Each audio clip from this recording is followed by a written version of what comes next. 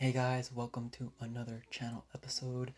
This is the channel that we talk about how you don't need to be a CEO in order to have some impact on the world. And we are going to continue our series where we talk all about Tensorflow and getting our Tensorflow certification. So I've got my iPad here as always, and we're going to talk all about the courses that I've done and the courses that I finished, and then what course is going to come next in my series of courses.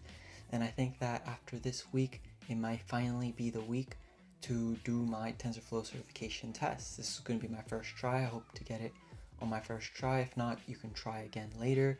But I'm pretty sure that with the preparation that I've been doing and the structure that I've been following, we should be okay to pass the exam on the first try. Now, let's start by going over the courses that I've done so far and kind of how long they've taken me to do them. So I'm going to grab my iPad right here and I'm going to go over and show you what I've been doing. So, alright, so here, as you guys can see, I have my Getting TensorFlow Developer Certified curriculum. So, as you guys can see, this is a kind of curriculum that I've been following. If I scroll all the way down, you can see that I have been doing this since February 7th, and it is now around March 20th. And so I've been doing around a course every week or 2 weeks, and I am now finally done with course 3, which means that we have now one course left to go before we can take our TensorFlow certification. Now, as you can see here, the first course we did it in around a week, and then the second course it took us 2 weeks, about 2 weeks, and then the third course again took us about 2 weeks, and hopefully this next course we can have it done in a week or two as well, getting us TensorFlow certified in under 2 months, which is awesome. So now let's see what we've been learning so far. So I'm going to go over, you have a section here where I take my notes, and here the first course 1, was all about neural networks and CNNs. I kind of breezed past that real quickly. Then I did the CNNs with augmentation. That was the second course. That one was really fun as well. Again, a little bit of review for me because I have worked with CNNs before, but we learned more about dropout and transfer learning, and I really enjoyed that. Then we moved on to the latest course, the course that I just finished, which is NLP with TensorFlow. Now here, a lot of this stuff was new to me, but we learned how to tokenize words and do embedding, sentiment analysis, and then we did RNNs, LSTMs, and a little bit about, learned how to do that. I also learned a ton about how to deal with text and getting it ready for our CNNs or LSTMs, and something that I haven't done before since I've kind of just used the typical sklearn, cosine similarity for things like this for NLP. And the next course is going to be all about time series, and after that we're going to go and take our TensorFlow certification. Now this week we did week 3 and week 4 of NLP with TensorFlow, so let's talk a little bit about what I learned there. So let's open up week 3. And so I have some notes here.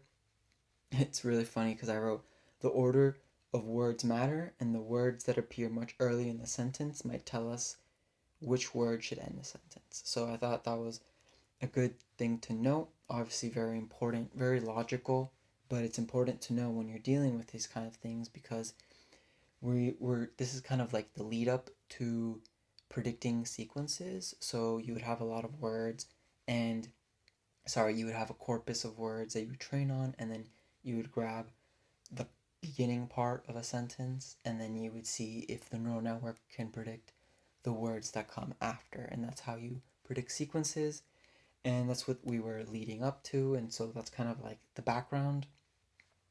Then we learned all about bidirectional and how to use LSTM layers or GRU layers. We also learned about Here I have a note on jaggedness. If we see jaggedness during these, probably because the model is a little bit too simple, you might want to add something a little bit more complicated, like another LSTM layer. We also learned how to do that. It's a little bit different code. You just have to make sure to pass the LSTM into the next LSTM. And then we have how basically you can be using kind of a mixture of convolution layers, LSTMs, and GRUs for this kind of, sequences for NLP, predicting sequences, which I thought was really cool, something I haven't done before, mixing models architectures kind of like that. So I thought that was really cool. I had some practice doing that to kind of see like how they work, how they improve. Still figuring that out, but that was really, really fun. And here's a little example of how that looks like. You start with the embedding, then you move to the convolutional layer. You still use an activation of ReLU, then you do a global max pooling, then you do a dense, and then you do another dense. With sigmoid, because of you have one, so it's a binary thing. And here's kind of like a longer code that I saved. This is, like I said, how you can have different models using LSTMs, CNNs, or RNNs. Now, you can also actually mix them and combine them, but I didn't do that here. This is instead more of an example of the different versions you can use doing NLP, right? A lot of different versions for NLP. Things that when doing convolutional neural networks for computer vision, we didn't really go over at all, but this is cool. And then yeah, that's kind of what we did. And at the end, we had a little workbook where we worked on trying out these different models and seeing which model was best for a sarcasm data set. So yeah, that was week 3. That was really fun. Honestly, very eye-opening for me about different models like GRNs and CNNs for NLP, but also LSTMs. And then lastly, we kind of put it all together, what we've been learning on NLP. We mixed the word processing, we mixed the models and the different, model architectures, but then we mixed it into predicting kind of like a series of words, which is honestly what I'm most interested in NLP. Sentiment analysis, in my opinion, is really, really fun, but predicting sequences is really cool as well. Although, unless you have a real large corpus of words, it's really hard. I'll show you some examples, but stuff that happens is when you're predicting words, their model will be very, very attuned to what the next word should be, which is what you want. But the more words you predict and the longer you make it go, the less likely that it's going to be sure of what the next word is, and the more likely it's just going to keep predicting the same word until you basically have a sentence that starts off fine but ends in gibberish. So yeah, so let's go over this. And so, for example, you have twinkle twinkle little blank. We would guess star because we kind of know the saying.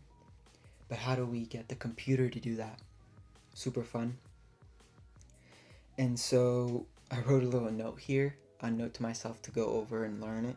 But I didn't really understand how to do the text to sequences part. So I have a note for myself to review that. I also have a note that I don't understand how to do one-hot encoding for a word like they did in the Colab notebook. And then I have a little example of why they did that. They did the one-hot encoding in order to have a XS and a YS, so it's an X series and a Y series. So that's basically how you get the twinkle twinkle little, that's the X, and then the Y would be star. So we basically removed the last word of every sentence and made it so that we can train our model on that kind of an XY kind of thing. So you have a target or you have a label so you can classify it correctly. That's basically why you do the one-hot encoding on the text. And then later, what else did we do? we tried to actually create poetry. And then our final assignment was to do some Shakespeare, try to see if we can copy Shakespeare. But while we were doing the poetry, like I mentioned before, we noticed how we can get the poetry to work really well in the first paragraph. But once you go into many sentences or many paragraphs, because we have small corpuses of words, the model ends up being very unsure about what the next word should be. So it starts off being super sure about the next words, and it might make intelligible sentences. It might even make poetry or Shakespeare. But as soon as you get into deeper, longer sentences, it gets really unsure, and in fact, it starts to predict things that are random, or it starts being really unsure and starts predicting the same word again. So you have, for example, I have an example here where it went from Lawrence went to Dublin. That was kind of what we started with, and then everything else the model predicted. So it says Lawrence went to Dublin, round bees, round a lick from the hall, glisten halls group. So as you can see already here, just in this one sentence, it starts to copy hall already, but then it goes from groups glisten hall, so glisten hall was already there, it predicted it again, saw Nelly Nelly Nelly Nelly. So unless this is like a little kid's poem, it obviously isn't very good. You can see that the repetition of words, the repetition of phrases is something that you want to avoid, because it doesn't make a lot of sense in this poetry. I mean, maybe for a little kid poem, a lot of repetition is good, but in this case, you can see how it starts off being kind of intelligible, and then it goes into being gibberish. And so how do you fix this? And so one of the ways to fix this is just to have more words in your corpus of words, obviously having a bigger data set. Google, for example, does NLP on huge data sets in order to get sentences. And then we could also do bidirectional LSTMs to remember more. For example, we want to remember that good dog and dog good are different, but also,